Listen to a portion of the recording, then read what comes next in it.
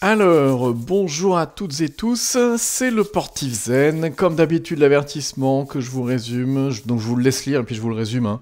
Cette vidéo est uniquement à but pédagogique, je partage simplement mes propres avis et réflexions, les actions présentées ne sont en aucun cas des conseils d'achat ou de vente et vous êtes seul responsable de vos investissements. Allez, on va passer direct sur le Portif Zen. Alors pour ceux qui ne savent pas ce que c'est le Portif Zen, je vous fais un bref résumé des épisodes précédents. Depuis, je crois, au moins 20 ans, tous mes portefeuilles sont chez un broker qui n'est pas plugué sur ProRealTime, et donc j'ai jamais pu tester ProRealTime avec le passage en direct sur les graphes, etc. J'ai toujours utilisé ProRealTime hors marché, et puis... Enfin, j'ai fait mes analyses sur ProRealTime et ensuite je passais les ordres directement chez mon broker. Et donc, pour pouvoir tester ça, j'ai ouvert un petit portefeuille de 10 000 € pour faire les tests dessus, justement. Donc, c'est un portefeuille qui est chez... Oh, je sais pas si ça a une importance. Bon, je vais pas dire chez qui il est, ça a aucune importance. Bref, c'est chez un broker qui est plugué sur la plateforme ProRealTime que j'utilise, moi, régulièrement. Donc, résumé des épisodes précédents... Eh bien, c'est sur cette période-là qu'on a démarré ce portefeuille qu'on a ici. Tiens, un truc intéressant. On vient souvent me demander en privé sur Twitter, déjà d'une part, pourquoi je rentre pas certaines actions sur ce portefeuille-là, et d'autre part, qu'est-ce que j'ai sur mes autres portefeuilles? On va répondre à cette question en une seule fois, en fait. Pourquoi il y a certaines valeurs que je ne rentre pas sur portefeuille? Là, parce que je les ai déjà sur d'autres portefeuilles, parce que, effectivement, j'ai d'autres portefeuilles, donc, comme je vous l'ai dit, ailleurs, avec des montants bien plus importants, et beaucoup plus de titres. Et puis, quant à savoir ce que j'ai en portefeuille, est-ce que ça a un réel intérêt? J'en sais rien. Mais bon, si c'est juste une question de curiosité, je vais essayer de satisfaire votre curiosité. On fera un peu le tour de ce que j'ai en portefeuille. Allez, on va le faire à la fin de la vidéo. Là, pour l'instant, on va regarder le Portif Zen, qui est donc chez le broker qui est plugué sur ProRealTime. Et puis... on passera à la suite après. Donc, la première ligne à avoir été prise, c'était L'Oréal, puisqu'à chaque fois, moi, j'ai toujours besoin d'une première ligne avec un trend qui prend. Pourquoi? Parce que c'est cette inertie haussière, je ne sais pas si on peut dire ça comme ça, mais enfin bref, on a une inertie haussière qui m'apporte régulièrement des profits, et ces profits vont permettre d'assurer les entrées que je fais par la suite, etc. D'avoir une gestion du risque en rapport avec ça. Et donc L'Oréal, c'est une entrée qui a été faite ici, puis derrière c'est parti quasiment en ligne droite. Arrivé proche de la résistance, j'avais partagé mes stops en 3 pour mettre des stops profit, de manière à ce que si les cours fléchissent, on vend une partie, s'il y a une consolidation un peu plus profonde, ça vend de l'autre partie, si jamais tout s'écroule, et bien que la dernière partie soit break-even, mais qu'on aura déjà pris les profits sur le premier tiers de profit et le deuxième tiers de profit. Donc bref, c'est ma façon de faire. Donc là, L'Oréal, il y a déjà un tiers qui a été pris, je suppose que ça devait être par ici, ou peut-être légèrement avant, je sais plus. Donc on est plutôt pas mal sur L'Oréal, il y a un gain latent de 190 €, ça correspond à 12,5%. Donc L'Oréal, voilà, est plutôt pas mal. Donc on était rentré sur cette cassure d'oblique pour aller jouer après derrière un trend après cette cassure-là, et c'est ce qui s'est produit. Pour l'instant, on est, je vais dire bloqué, pas bloqué, mais bon, on va voir. Je vous le mets en semaine, on voit mieux par cette résistance qui est là, sur ce point-là. On est en approche, et là, ça commence à stater. Donc, il est possible qu'on ait un range pendant un certain temps, et puis un départ après avec une cassure, ou alors, tout simplement, un repli, peut-être même retournement, on ne sait pas. Comme on ne sait pas, moi je préfère prendre mes profits régulièrement. Donc voilà, on a cette ligne L'Oréal, il y a Fugro. Entre-temps, j'avais pris pas mal de lignes, alors beaucoup ont été stoppés soit break-even, soit avec un léger gain, ou une très légère perte également. Et puis les marchés étant très difficiles actuellement, parce que on voit les marchés monter, mais en fait il n'y a qu'un petit lot d'actions qui font monter le marché, principalement les 3-4 actions du luxe, et puis à côté on voit énormément d'autres actions dégringoler ou être très chaotiques, etc. Donc bref, et puis derrière il y a Fugro que j'ai pris après cette belle bougie cadeau qu'on avait ici. que j'ai pris à 12,04. Et puis derrière, on a eu une belle poussée. Et ce que je visais, c'était la cassure de cette oblique baissière là, avec derrière, donc peut-être un trend. On va se mettre peut-être en semaine, on verra mieux ce qui se passe. Voilà. Avec derrière un retour vers les plus hauts et peut-être même après une tendance derrière. Donc on est plutôt pas mal. Alors ce que j'aime bien sur les passages d'ordre sur le graphique, et ça je trouve ça génial parce que moi j'avais pas ça avant, je passais mes ordres manuellement chez mon broker, c'est que on va le faire ici. J'ai remonté mon stop, déjà on peut remonter le stop en faisant glisser graphiquement, sur break-even, donc sur mon cours d'entrée, pour avoir un risque de 0. Pour l'instant il y a une plus-value latente de 125,24 €. Et ce qu'on va faire, c'est que je vais mettre... Tiens, on va faire un demi. Je vais mettre un demi take profit, un demi stock profit ici. C'est-à-dire que si il y a un échec derrière et qu'on redescend en dessous de l'oblique baissière, on va prendre une partie de nos profits et puis l'autre partie sera break-even. Et puis si jamais ça pousse, il sera jamais tapé. Donc ce qu'on va faire, c'est qu'on a 124 titres. Donc mon stop qui est là, on va le diviser par 2, ça fait 62. Donc on va mettre 62 titres avec un stop ici. Je modifie mon ordre. Ça, vraiment, c'est confort, j'aime bien. Et puis, ce qu'on va faire, c'est que ici, je vais faire ajouter stop. Donc, on va en mettre 62 également. Et puis, on va les mettre ici, juste en dessous du nœud qui est ici. Voilà. Et donc, mes 124 positions sont protégées ici. Si, par exemple, ça s'écroule, je protège déjà 32 € et quelques. Et puis, si vraiment, il y a un vrai retournement et que tout s'écroule, l'autre partie sera tapée break-even. Donc voilà pour Fugro. Qu'est-ce qu'on a? On a Compagnie Audet qui a pris énormément aujourd'hui, c'était plutôt pas mal. Tiens, on va se mettre en semaine, peut-être on verra mieux. Voilà, on a eu cette belle poussée là. Derrière une consolidation, alors un peu chaotique, il y a des mèches un peu dans tous les sens. Et puis là, en semaine, on avait une belle bougie cadeau. Donc je me suis mis juste après, on a profité, en journalier, voilà. On est sur juste après la cassure de ce niveau-là. Pareil, j'ai remonté mon stop à break-even, donc on a 0 risque là-dessus. Donc je vous le rappelle, L'Oréal, on a 0 risque, on a même du gain dessus, qu'on a déjà pris, et puis d'autres en latent. Fugro, pareil, on a 0 risque et peut-être du gain en latent si tout s'écroule. Compagnie Audet, donc là on est break-even.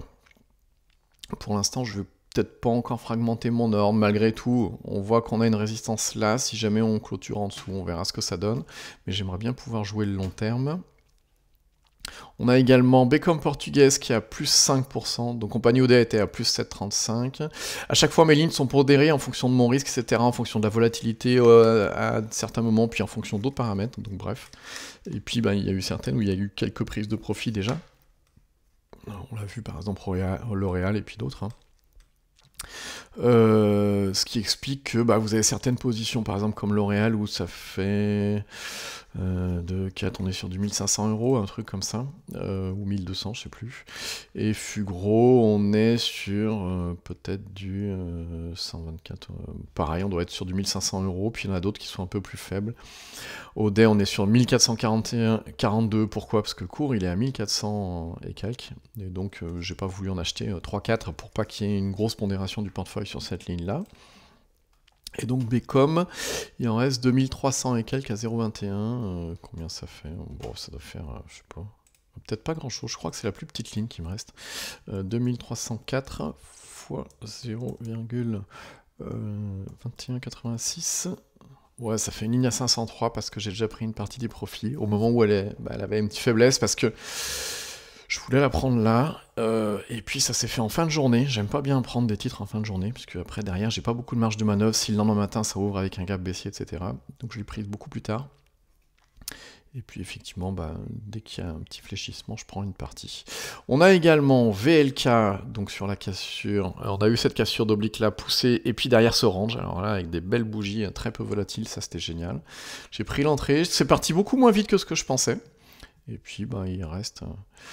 là, on a quoi? On a 2,27%. C'est pas énorme. Si on se met en semaine, voilà, on est sur des plus hauts, il n'y a plus de résistance, donc on va voir. Pour l'instant, pareil, je me suis mis break-even, on a 0 risque. Si jamais il y a un échec, tant pis, on sortira avec 0. On a Beneteau également. Beneteau, on avait cette zone de pivot ici. On est revenu prendre appui dessus, et puis après, on a navigué entre les deux résistances là. Et sur la mèche qui est ici, dès qu'on est reparti, j'ai fait mon entrée pour la cassure d'oblique. Et alors, il y a eu la cassure d'oblique, par contre, il y a eu un échec sur la résistance qu'il y a là. Puis là, elle a du mal à s'en remettre un petit peu, donc on verra ce que ça donne. Et là, pour le coup, on a un risque, alors c'est pas grand-chose, hein, c'est un risque de 6,12 € sur la totalité. Alors, en liquidité, il doit me rester, je sais pas, 5-6 000 €, peut-être un truc comme ça. Donc j'ai de la marge pour renforcer, dès qu'il y aura des replis, par exemple, sur ces valeurs-là, ou des ranges, ou des bougies cadeaux, boum. J'en profiterai pour renforcer, mais je me sers également de ces liquidités pour faire de l'intraday, parce que je vous l'ai dit lors de la précédente vidéo, mes performances sont surtout faites par l'intraday, parce que les marchés sont tellement capricieux en ce moment. Je vous l'ai dit, hein, il y a un petit lot de valeurs qui poussent, mais alors les autres, c'est très chaotique, soit elles s'écroulent, soit elles sont en range dans le meilleur des cas, soit elles sont très volatiles et restent flat, en étant très volatiles, donc ce qui est compliqué. Donc on protège tout ça. Alors, je vous avais dit, ah oui, j'allais répondre. Je sais pas si c'est une simple curiosité ou si ça peut vous apporter quelque chose. Je pense pas que ça puisse vous apporter quelque chose, mais bon. À la question qu'on me pose souvent en privé sur Twitter, qu'est-ce que j'ai sur mes autres portefeuilles?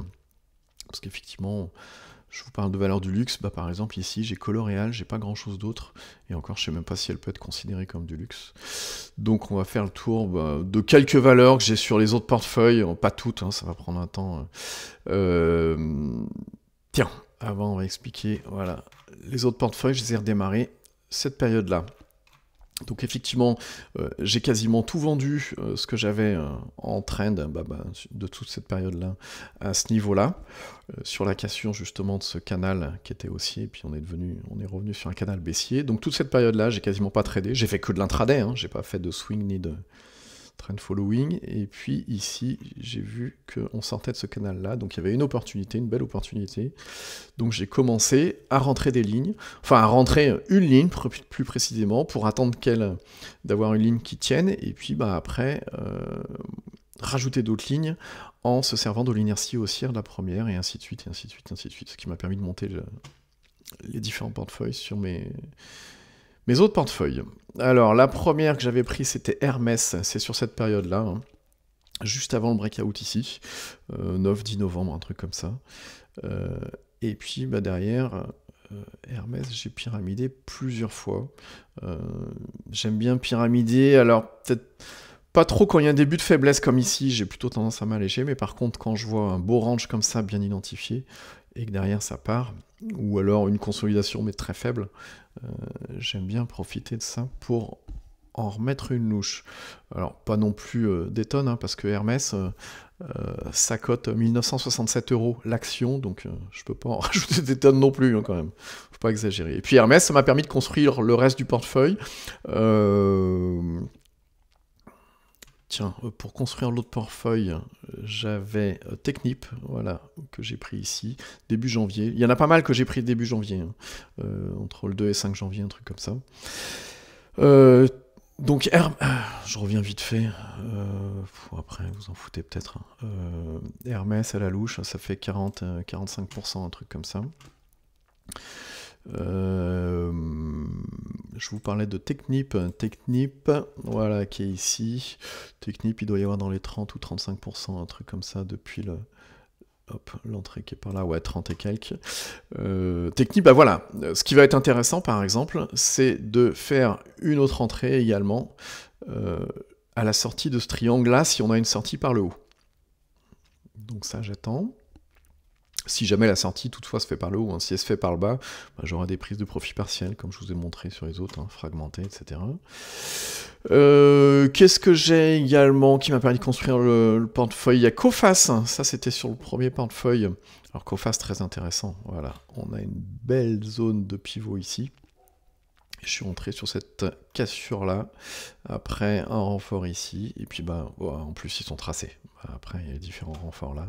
Et là on a une zone de pivot, alors il faut laisser révéler les fesses un petit peu ici quand même, parce que ça a été assez, comment on dit, spectaculaire. Bon, c'est pas le mot que je cherchais, mais bon, chute assez importante quand même. Et puis ça s'est vraiment bien repris. Donc là voilà, on a du Coface où il y a une pardon, où il y a une bonne marge de manœuvre, etc. Qu'est-ce qu'on a, tiens, ah oui, celle-ci aussi est très prometteuse, SMCP, je crois qu'elle a les résultats le 27 avril, Elle est déjà pas mal. C'est une belle recovery, une société qui était en difficulté. C'est Mage, etc. Il y a 2-3 marques de luxe dans le lot qui étaient en sacrée difficulté. Gros canal baissier ici. Une première tentative de sortie ici. Là, on a une sortie, puis on revient en dessous du point pivot, et finalement on repart. Et c'est effectivement dans cette zone-là, on est encore sur le début janvier, hein, que j'ai fait cette entrée-là. Et puis derrière, bah, on a des belles poussées régulièrement. Celle-ci était un peu profonde, mais bon. Donc du coup, on a une résistance ici. Je vous demande 2 secondes. Je vais brancher la batterie, voilà, avant que l'ordi coupe, voilà. Donc on a cette résistance-là à passer, qu'on a déjà tenté il y a déjà quelques semaines. Et puis bah là, à nouveau, on se dirige à nouveau dessus. Donc on verra ce que ça donne. Donc j'ai du SMCP, après il y en a aussi qui sont plus récentes. Hein. Tiens, Kessia. Ça c'est intéressant. Alors plus récente, pas forcément. Si, un peu plus récente. Oh. ASM. Qui est pas mal, pareil, qui a des consos assez peu profondes, celle-ci était assez peu profonde, très intéressante, celle-ci il est un peu plus, et je sais pas d'ailleurs si on va arriver à conserver ce niveau-là, mais bref, donc à chaque fois, hein, stop fragmenté, de manière à pouvoir prendre des profits si ça s'écroule, etc. Tiens, puisqu'on est sur ASML, alors elle qui est vachement plus faible quand même, je l'ai prise ici quand il y a eu la réaction sur le support, et par contre, elle pas très belle. On verra ce que ça donne, mais elle est pas très belle pour l'instant. Bon, j'ai une certaine marge de manœuvre. Qu'est-ce qu'on a dans les plus récents? Ah bah, dans les plus récents, tiens, il y a du LVMH que j'ai pris là, après l'appui qu'il y a eu, une fois qu'il y a eu la cassure là. J'avais déjà pris une toute petite ligne avant la résistance là, puisqu'on avait déjà fait 3 touchettes avant. Et puis après, j'ai renforcé ici. Donc là, elle se reprend pas mal. Alors, il y a ce gros gap, on se demande si ça va tenir ou pas, mais bon, on verra. Tiens, Quadient intéressante. J'allais dire c'est un cas d'école. Non, c'est surtout...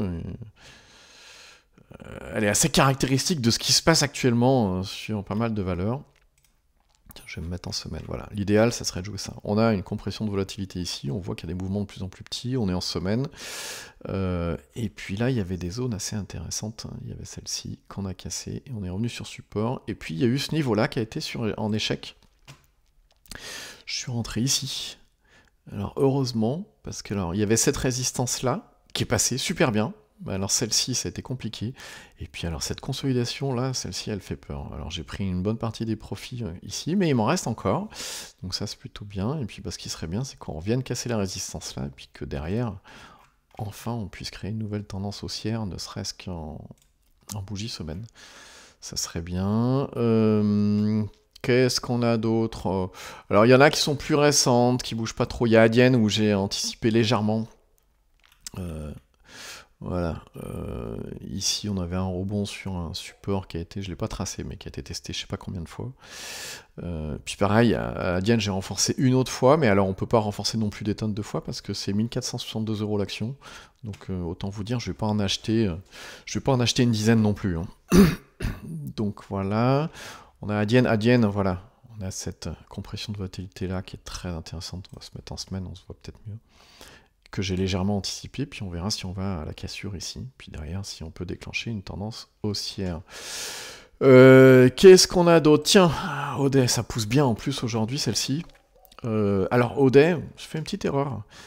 Audet, je l'avais également sur un autre portefeuille, et je suis rentré presque au même moment que sur ce portefeuille-là.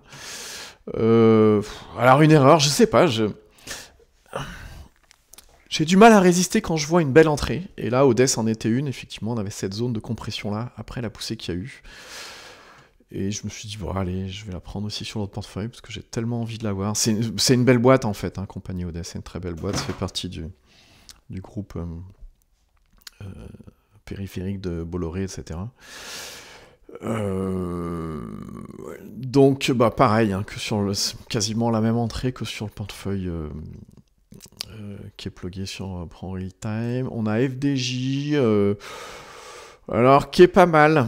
J'avais identifié, on va mettre en semaine, peut-être on voit mieux, voilà. Il y a cette zone là pivot qu'on avait cassée, on revient prendre appui dessus et c'est là que j'ai commencé à m'y intéresser.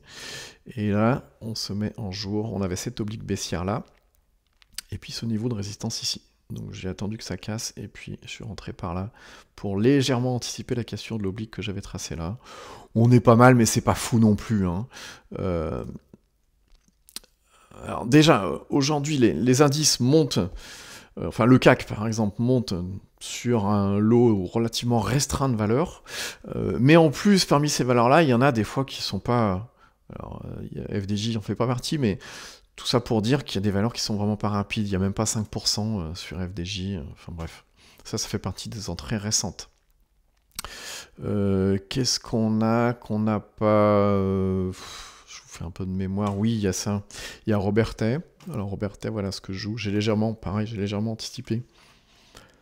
On a cette compression de volatilité là, on l'a cassée, et puis on a cette zone là où on se dirige vers l'oblique que j'ai tracé là, donc j'avais légèrement anticipé. Pareil, Robertet, j'ai pas énorme, je suis rentré, c'est ça, c'est jeudi. Je suis rentré ce jour-là. C'est pas foufou non plus, Robertet, parce que... Alors, mince, bon, il y a le magnétisme, pas grave, mais voilà, grosso modo, il y a 2% à la louche. Mais par contre, si ça part, c'est intéressant, parce qu'il y a un trend long terme qui se profile, peut-être. On a également Vinci dans les entrées récentes sur la cassure ici, mais on est resté bloqué sur la résistance qu'il y a là. Pareil, c'est pas fou, s'il y a 2%, c'est le bout du monde. Quoique, je vous dis ça, bon, elle fait pas partie des rapides, mais allez, je fais vite fait, ouais, 2,5%, c'est pas le bout du monde. Mais ça, celle que je vous montre là, c'est parmi les dernières, donc c'est pour ça qu'elles ont pas beaucoup, mais effectivement, tous mes portefeuilles ont un risque qui est assuré par les toutes premières que j'ai rentrées, où elles sont pas mal. Le principe, c'est ça, je vous explique vite fait, si vous avez déjà suivi d'autres vidéos, vous le savez que je procède comme ça, c'est que je prends des entrées à faible risque, 2-3%. Des fois, je rentre sur du Nord, peut-être même des fois sur l'intraday, mais avec un potentiel long terme. Et le but, c'est de suivre la tendance long terme, parce que une tendance long terme, ce qui est intéressant, c'est que par exemple, sur Hermès, j'ai dû prendre un risque peut-être de 2% au départ, mais c'est une valeur qui apporte allez, 45%. Donc imaginons que j'ai pris un risque au départ de 3%, aujourd'hui elle a 45%, donc 15 fois plus, on a un gain latent qui est 15 fois plus que le risque qu'on a eu au départ. Ce qui veut dire que cette valeur-là nous assure 15 échecs sur d'autres valeurs qu'on pourrait prendre de l'autre côté, et on serait encore rentable. Donc voilà, c'est la manière dont je gère mes portefeuilles. Je prends ce qu'on appelle des potentiels long terme, et puis j'assure mes risques avec, etc.